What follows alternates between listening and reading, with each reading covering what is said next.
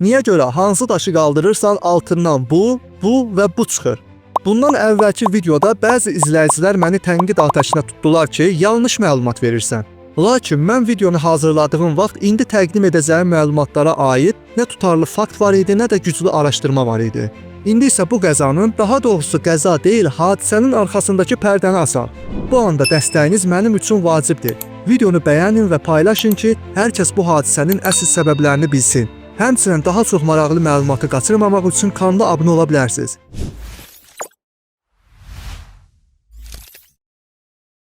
...2024-cü il 25 dekabr tarixində Azərbaycan hava yollarına məxsus J28243 nömrəli Bakı-Qrozny reysini həyata keçirən Embraer Y190AR təyyarəsi Qazaxıstanın Aktau şəhərinin 3 kilometr yaxınlığında qəza eniş edib. Xəzər dənizi üzərində SOS siqnalı göndərdikdən sonra təyyarə məcburi eniş üçün Qazaxıstana yönləndirilib.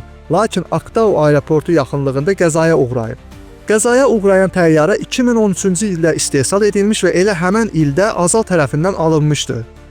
4K AZ-65 quyruq nömrəsi olan bu təyyarə qəzaya qədər ümumilikdə 9949 eniş həyata keçirmiş və 15257 saatdan çox uçuş müddətinə sahib olmuşdu.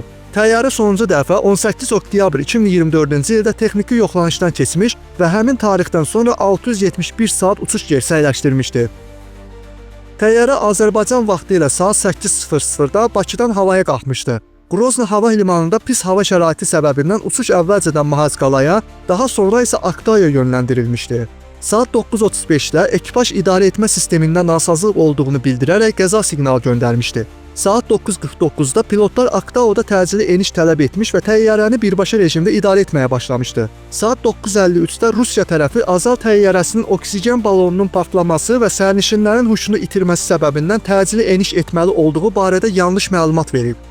Təyyarə Qazaxıstan hava məkanına Azərbaycan vaxtı ilə saat 10:00-da daxil olmuş və Aktau şəhərinin qullə dispetçeri ilə əlaqə qurmuşdu. Uçuş enmə zolağı ilə vizual əlaqəni asanlaşdırmaq üçün zolağın işıqları yandırılıb və hava limanının qəza xidmətləri təyyarəni qəbul etməyə tam hazır vəziyyətə gətirilmişdi.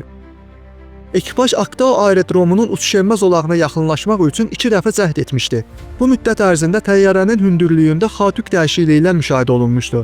Saat 10:28-də ekipajla əlaqə kəsilmiş və təyyarə qəza enişi edərək yerə çırpılmışdı. Qəza görüntülərində təyyarənin eniş şassilərinin işə salındığı, lakin dik bucaq altında yerə çırpıldığı müşahidə edilmişdi. İlk olaraq sağ qanadı yerə dəyən təyyarə çevrilmiş və partlayış baş vermişdi. Nəticədə təyyarə 2 böyük hissəyə bölünmüş, ərazidə yanğın başlamışdır. Təyyarənin quyruq hissəsi əsas dağıntılardan uzaqda başı aşağı dayanmış və yanğından zərər görməmişdi. İlkin məlumatlara görə təyyarədə yaranan nasazlıq səbəbi havada quş sürüsü ilə toqquşma və ya Rusiya ərazisində Pantsir S-1 ilə vurulmasıdır. Təyyarənin quyruq hissəsində atəş izlərinə bənzəyən dəliklərin olduğunu göstərən görüntülər yayılıb. Aviasiya ekspertlərinin fikrincə, füzelyajda yaranan dəliklər təyyarənin məhz hava hücumundan müdafiə sisteminin raketinin partlaması nəticəsində baş verir. Çünki quş sürüsü ilə toqquşma zamanı bu cür dəliklər əmələ gəlmir, adətən mühərriklər sıradan çıxır və təyyarə sadəcə düşməyə başlayır. Qazaxıstan Baş nazirinin müavini bu iddialara münasibət bildirərək xüsusi istintaq qrupunun hadisə yerini müəyyən etdiyini və bütün dəlillər toplandıqdan sonra yekun nəticələrin açıqlanacağını bildirib. Azərbaycan tərəfi qəzanın MDB-nin Beynəlxalq Aviasiya Komitəsi tərəfindən araşdırılması təklifini rədd edib. Qeyri-rəsmi mənbələrdə hadisənin Rusiya tərəfindən yanlışlıqla və qəsdən törədilməsi ilə bağlı iddialar güclənib. NATO təyyarə qəzasını hərtərəfli araşdırmağa çağırıb. Artıq sir deyil ki, təyyarə fiziki və texniki kənar müdaxilə nəticəsində qəzaya uğradılıb. Dekabrın 25-də PUA hücumu barədə ayrı-ayrı media resurslarında və sosial şəbəkələrdə məlumatlar yayılıb.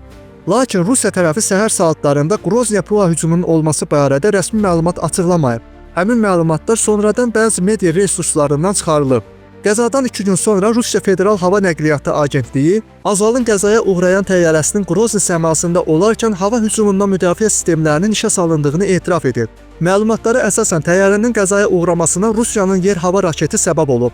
Rusiya mənbələrinin məlumatına görə Azərbaycan hava yollarına məxsus təyyarə Çeçenistan ərazisindən uçarkən Rusiya hava hücumundan müdafiə qüvvələri aktiv şəkildə Ukrayna PUA-larını vurmağa çalışırmış.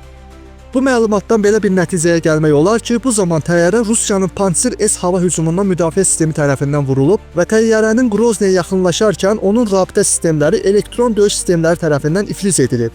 Raket Qrozny üzərində pilotsuz uçuş aparatlarının fəaliyyəti zamanı 8432 saylı reysi atılıb və təyyarənin yaxınlığında partlayaraq sərnişinləri və ekipaj üzvlərini yaralayıb.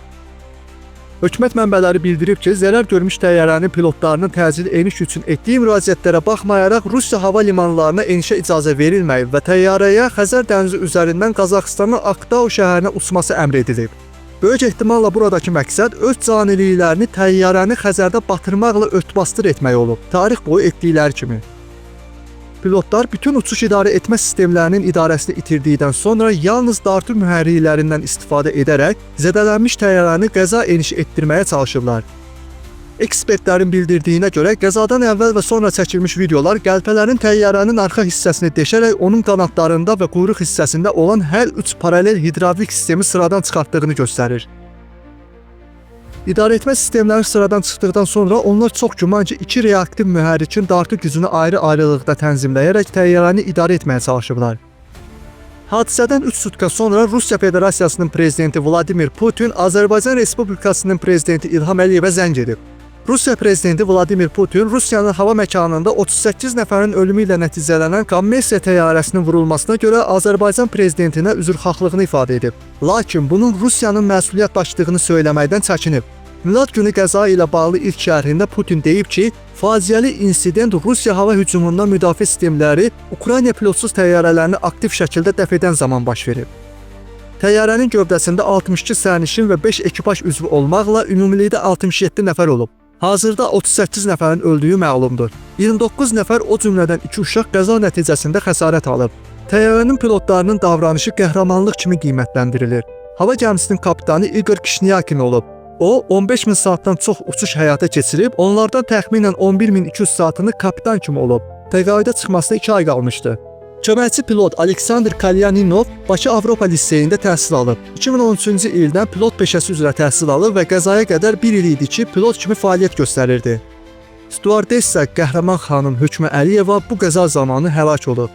30 mart 1918, 20 yanvar 1990, 26 fevral 1992. Unutmayaq ki, bu qürur tarixlərimiz kimlər tərəfindən törədilərək bizə qalan milli miraslardır. Həmçinin 25 dekabr 2024-cü il. Sonda isə onu deyə bilərəm ki, nə qədər böyük ölkə olsanız da, Hökmə Əliyevanın dik duruşu ölkənizdən daha böyük, Igor Kishnyakin və Aleksandr Kalyaninovun qəhrəmanlığı isə tarixinizdən daha qürurludur. Allahdan ölənlərə rəhmət, yaxınlarına isə səbir diləyirəm. Xəsarət alanların tezliklə öz sağlamlığına qovuşmalarını arzu edirəm. Uca Allah bu cür hadisələri ölkəmizdən və millətimizdən uzaq etsin. Belə, daha bir videonun sonuna gəldik. Ümid edirəm ki, video xoşunuza gəldi. Həqiqətləri daha çox insanın bilməsi üçün videonu bəyənməyi və paylaşmağı unutmayın. Paylaşımları qaçırmamaq üçün kanalımıza abunə olub bildirişləri aktiv edə bilərsiniz. Hadisə ilə bağlı fikirlərinizi şərhlər bölməsində qeyd edib bizimlə paylaşa bilərsiniz.